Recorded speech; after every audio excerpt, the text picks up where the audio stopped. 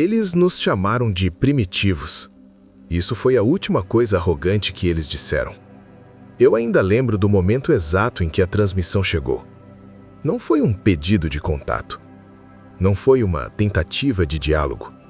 Foi uma sentença. A mensagem apareceu em todos os sistemas da frota, ao mesmo tempo. Uma linguagem que ninguém conhecia, mas que todos nós entendemos. Civilização da Terra, vocês atingiram o limite permitido. Eu senti um frio imediato, porque aquilo não era uma ameaça comum. Era como se eles já tivessem feito isso antes, com outras espécies. E naquele momento, a gente virou a próxima. A transmissão não parou aí. Não era só um aviso. Era um cronômetro invisível começando a funcionar. 48 horas. Isso era tudo que nos restava antes que eles chegassem até aqui. 48 horas para nos rendermos ou deixarmos de existir. Só que tem um detalhe que eles não sabiam. A humanidade nunca aceitou ultimatos de ninguém. Especialmente não de alienígenas arrogantes que achavam que a gente era insignificante. Eu estava na sala de comando quando o general virou para a câmera. Os olhos dele, os olhos dele ardiam de uma forma que eu nunca tinha visto. Ele disse apenas uma coisa: acordem todos, não vamos morrer sentados. E pronto, o mundo mudou. Não foi desespero, não foi medo, foi algo muito mais perigoso. Foi decisão. Aqueles alienígenas nos observavam há séculos. Eles sabiam tudo sobre nós, nossos pontos fracos, nossas divulgações nucleares, nossas cidades desprotegidas, nossas guerras internas, e pensaram que entendia tudo. Mas havia uma coisa que eles não conseguiam calcular: a capacidade humana de fazer o impossível quando as costas estão contra a parede. Em menos de 12 horas, todos os militares do planeta foram ativados. Não havia mais países, não havia mais desacordos políticos. Havia apenas uma frente unida e uma única arma que ninguém sabia que tínhamos. Algo que foi desenvolvido nas sombras por 30 anos. Algo tão avançado que nem nossos próprios aliados sabiam da existência. O general me chamou para uma sala isolada, sem câmeras, sem gravações. E ele disse: se isso falhar, desculpa por você estar vivo para ver o fim. Eu não tinha medo, eu tinha esperança. E esperança é mais perigosa que qualquer arma. O protocolo chamava-se Sentinela. 23 estações orbitais escondidas. Desenvolvidas em asteroides, em luas que ninguém mapeava, em cavernas marítimas que nem sabíamos existir. Cada uma delas carregava armamento que rivalizava com as tecnologias da era medieval cósmica. Não éramos ignorantes. Éramos disciplinados. Éramos sutis. Eles esperavam um planeta desarmado. Eles receberam uma fortaleza. Quando aqueles navios alienígenas cruzaram a órbita de Marte, a primeira coisa que viram não foi defesa. Foi um sinal.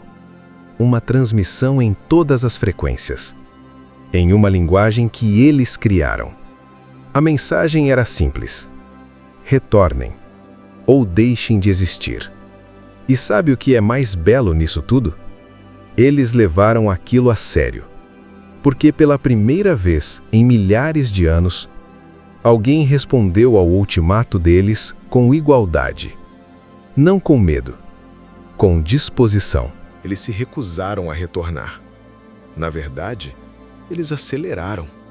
O que não sabiam é que aquela aceleração era exatamente o que nós precisávamos. 340 mil quilômetros de distância. Aquela era a zona de combate que escolhemos. Nem perto demais para deixar danos colaterais em nossas cidades, nem tão longe para eles escaparem. O primeiro disparo veio da estação Zenit, um raio de partículas aceleradas que cortou o vácuo como uma lâmina. Atingiu em cheio a nave capitânia deles. E a coisa mais terrível aconteceu. Eles sobreviveram. Não só sobreviveram, como contra-atacaram imediatamente. A primeira onda de seus mísseis era tão rápida que nossos radares mal conseguiram rastrear. E foi aí que percebi uma coisa. Aquela guerra não ia ser vencida por quem tivesse mais poder. Ia ser vencida por quem tivesse mais disposição para perder tudo. E sabe de quem era a disposição maior? Nós tínhamos nossas casas aqui. Nós tínhamos nossas famílias aqui. Eles tinham apenas o dever. O tenente Morrison era piloto da estação Gaia. Ele tinha uma filha de 7 anos, uma esposa que ele não via há 2 anos, uma casa que construiu com as próprias mãos em Minas Gerais. Quando o comando pediu por voluntários para uma operação suicida, Morrison foi o primeiro a se oferecer. Sua nave estava destruída, os sistemas de defesa offline, as armas sem munição. Mas ele tinha uma nave e tinha um inimigo. Então ele fez o que qualquer humano desesperado teria coragem de fazer. Ele acelerou em linha reta, direto para a nave capitã alienígena.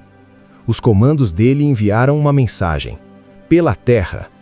E pronto, metade da frota inimiga foi desintegrada na explosão. Metade, com um piloto, uma nave destruída e puro desespero criativo. Os alienígenas não conseguiam compreender isso. Aquele sacrifício não fazia sentido para eles, mas fazia muito sentido para nós, porque nós já sabíamos que ninguém conquista a Terra. Terra se defende com dentes. Aquele sacrifício foi o sinal que faltava. A disciplina militar humana é coisa de outro nível. Somos lentos para começar, mas uma vez que começamos, a gente não para. Todas as 23 estações dispararam simultaneamente. Não foi um ataque, foi uma orquestração. Coordenação perfeita. Cada estação sabia exatamente aonde mirar, porque tínhamos estudado aqueles alienígenas durante décadas. Sabíamos seus padrões, sabíamos seus pontos fracos, sabíamos seus reflexos de defesa e explorou cada um deles. A frota inimiga, que havia chegado tão segura de si, agora estava cercada, acuada, desesperada. Pela primeira vez, eles sabiam exatamente como nós nos sentíamos. E naquela órbita de Marte, em um campo de batalha que ninguém esperava, os aliens aprenderam uma lição que deveriam ter aprendido séculos atrás.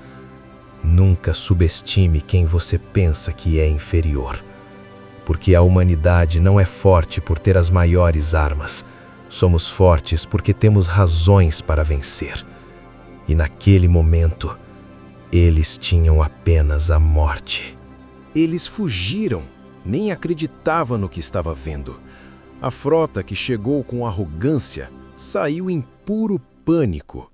Os sistemas deles danificados, seus navios capotando no vácuo, suas comunicações cortadas. Nós não os perseguimos, não precisávamos. Eles foram embora com uma mensagem clara. A Terra não era presa fácil. Nós éramos presa que mordia. Nos dias seguintes, aquela transmissão arrogante, aquele ultimato que nos dava 48 horas, foi retransmitida para cada sistema de comunicação cósmica que conseguimos encontrar, com uma resposta simples: nós rejeitamos seu ultimato e ainda estamos aqui. Não foi agressão, foi promessa, porque nós sabíamos que eles tinham amigos e que em algum lugar do universo alguém estava ouvindo. E se algum dia voltassem, a humanidade estaria esperando, ainda mais preparada, ainda mais feroz, ainda mais humana.